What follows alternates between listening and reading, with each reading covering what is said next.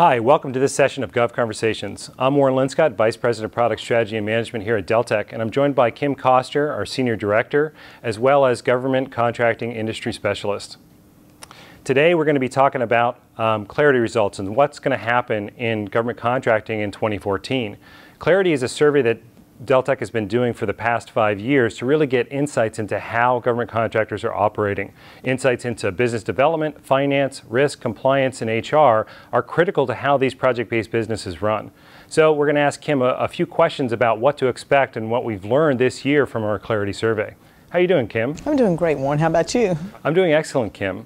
Over the past few years, we've seen some turmoil in the government contracting community as funding levels has been very uncertain.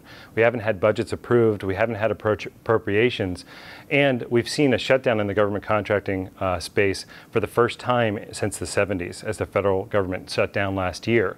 What effect has this constricted funding environment really meant for government contractors? Well, we can look at it as bad, or we can start to look at what the advantages of this happening actually did for government contractors. To me, it's kind of like that old adage, what doesn't kill you makes you stronger.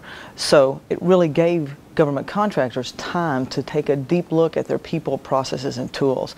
I was out with a government contractor, and they have really taken this time to invest in their people, getting them trained, looking at their processes, and putting in new tools.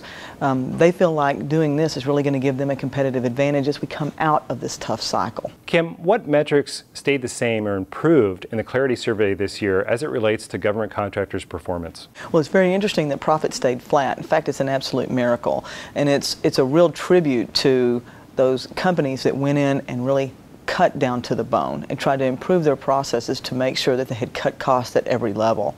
We actually saw days sales outstanding plummet and invoice cycles shorten. Now, part of that has been the fact that the government wanted electronic billings, and that has been wonderful for both the government as well as for contractors. A couple of years ago, we started seeing in the Clarity report some really unrealistic growth projections. This time we saw very reasonable growth projections. So people have really gotten a handle on what the environment looks like and what it looks like going forward. Well, that makes a lot of sense, Kim. Even though that we see an overall budget decrease for federal contractors mainly because of the overseas contingency funding coming down, all other areas have a market increase this year over last year in terms of the amount of appropriations that are specific to buying goods and services that federal contractors care about. So growth rates really are substantiated by that stability in the government. We have an approved budget, we have appropriations that are going to take place, so I can understand those growth projections. What are some of the financial challenges, though, that government contractors are going to face in 2014 and beyond? Well, prior, when you looked at the surveys, everybody was scared. There was a lot of fear out in the market, and that had been the #1 challenge, was not really understanding what kind of funding we were going to get and when they were going to get it. But that was replaced in 2013 with organic growth. So that's showing us that everybody got used to the environment and has moved on past that. They've done the cost cutting, and now they're really looking to try to find ways to grow their business. And not necessarily through mergers and acquisitions, but through that organic growth. There's two other challenges that came up. That's cash and profit. We're now starting to see people going back to those basics, really trying to maximize their cash and maximize their profits. There was a really funny quote in there in the survey itself, and it said, "Cash is like air. You got to have it." And so every company is going to be looking to focus in on cash. Well, I can definitely understand why cash is important and why some government contractors might see that and compare it to air. One of the other things that we've found in past years as being equally important are the fundamentals. Project management is one of those fundamentals. So do we see anything in the survey from a project management perspective that could indicate better financial performance going forward? Well, one of the major things that we saw was visibility and control in large companies is going down, and it's been going down year over year.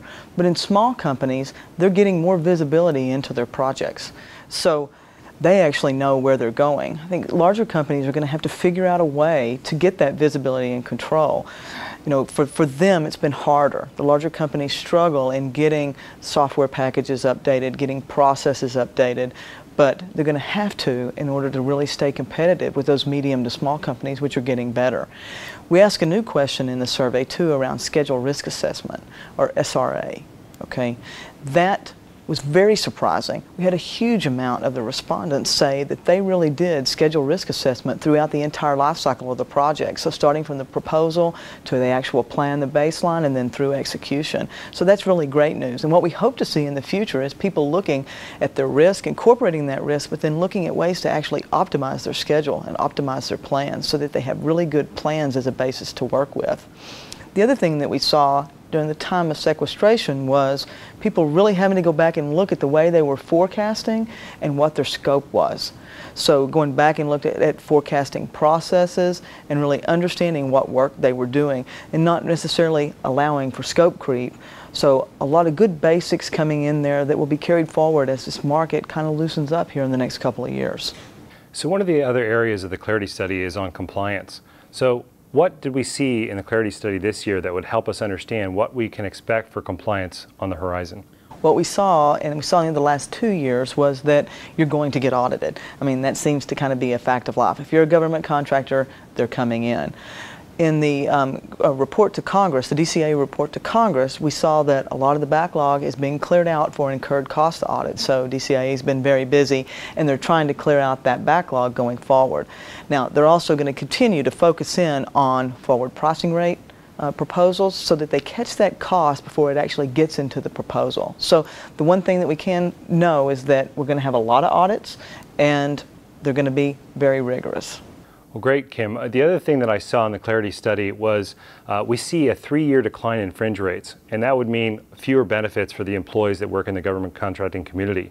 What do you think the morale is right now in the government contracting community? Even though that we think that growth is on the rise, that there's some positive outlook on the horizon, it's been a tough 3 years for the actual employees of these contractors. Where do you think they are? Well, I know that those contractors, the people who work for those government contractors are disappointed. You know, they've watched their benefits go down and they've watched their friends walk out the door. So it's been a very rough time. But those cycles have happened throughout time. I've worked in the government contracting industry for 20 years, and we've seen these same cycles, not quite to this extreme, but we've seen these same cycles actually occur, and we actually come out stronger. Okay, kind of like we said at the first. So people are resilient, and they will find a way to work through this, make processes better, and be ready when the next set of new funding comes in the door. Well, hopefully this year we'll see a return to some of those benefits for those hardworking people and the federal contractors, because it's really important that they retain talent as we go forward. So thank you, Kim, for this session of Conversations. I definitely learned a lot, and I appreciate your time.